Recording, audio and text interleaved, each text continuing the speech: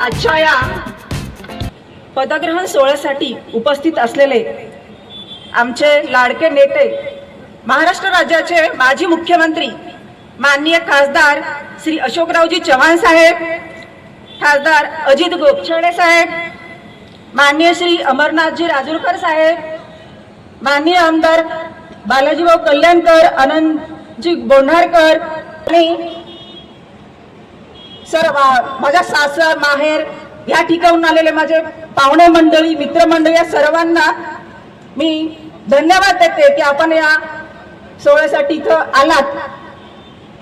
आजचा हा दिवस आम्हा सर्वांसाठी, आपल्या सर्वांसाठी अतिशय महत्त्वपूर्ण असा दिवस आहे, कारण नांदेड महानगरपालिकेच्या इतिहासामध्ये प्रथमच भाजपाचा महापौर विराजमान झालेला आहे आणि तो बहुमान मला मिळाला यासाठी मी सार्थ असं मला अभिमान वाटतो।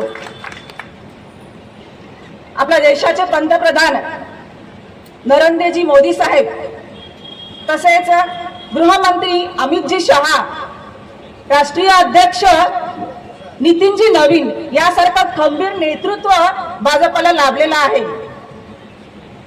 तसेच या एवढ्या मोठ्या जबाबदारीच्या पदासाठी माझ्यासारख्या सर्वसामान्य सावित्रीच्या लेकीची निवड केली, त्यासाठी मी या महाराष्ट्र राज्याचे मुख्यमंत्री देवेंद्रजी फडणवीस साहेब, बावनकुळे साहेब, प्रदेशाध्यक्ष रवींद्र चव्हाण साहेब, तसेच सर्वात महत्त्वाचे ज्यांच्या नेतृत्वाखाली ही निवडणूक झाली आणि अभूतपूर्व असं भाजपला ऐतिहासिक यश मिळाले असे आमचे नांदेड जिल्ह्याचे सर्व आदरणीय अशोकरावजी चव्हाण साहेब, आमचे अमरभाऊ राजूरकर, डीपी सावंत साहेब, अजितजी गोपछाडे, सर्व भाजप पक्षातील श्रेष्ठ ज्येष्ठ असे पदाधिकारी या सर्वांची मी मनापासून आभारी मानते की मला या पदासाठी तुम्ही योग्य समजलेला आहे, मला हा सन्मान दिला त्यासाठी मनापासून आपले आभार मानते।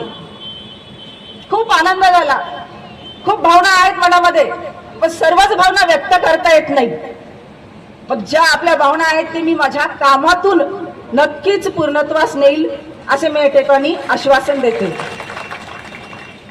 आपली भारतभूमी आणि हे नांदेड शहर एक पवित्र असं शहर आहे आणि या शहराचं पावित्र्य जपताना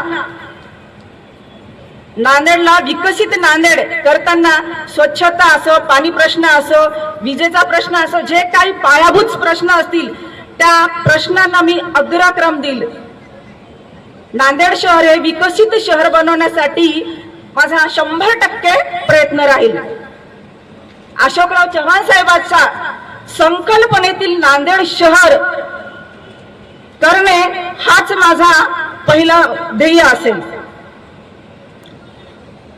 आपल्या भारताच्या प्रतिज्ञेमध्ये भारत माझा देश आहे असं म्हटलेलं आहे। याचं एक कारण आहे, जेव्हा जी वस्तू माझी आहे असं आपण म्हणतो तेव्हा त्या वस्तूला जीवापाड जपत असतो, त्या वस्तूची काळजी घेतो। मग मला आत्ताच आपल्या महानगरपालिकेतील आपल्या जनतेनं, नांदेड शहरातील जनतेनं आपल्या सर्व सन्माननीय सदस्यावर माझ्यावर जो विश्वास टाकला, जी जबाबदारी दिली, ती जबाबदारी निभावण्यासाठी प्रत्येक सदस्यांनी मनात एकच भावना ठेवली पाहिजे की हे शहर माझं नांदेड आहे। माझं नांदेड म्हटलं की आपण नक्की त्या नांदेडला जपणार आहोत आणि ही भावना मनात ठेवूनच, तसेच सर्व आपला मतभेद विसरून नांदेडचा विकास आणि जनतेचा विकास एवढीच ही भावना मनात ठेवून आपल्याला सर्वांना मिळून एक टीम वर्क करायचं आहे. आपल्या या गोदाकाठी वसलेल्या या शहरासाठी विकासाची गंगा, भक्तीची यमुना आणि विद्येची सरस्वती या त्रिवेणीचा संगम आपल्याला करायचा आहे. आणि हे संगम हे जर साधायचं असेल तर आपल्याला पूर्ण टीमवर्क करावं लागेल, सगळ्यांना मिळून काम करावं लागेल.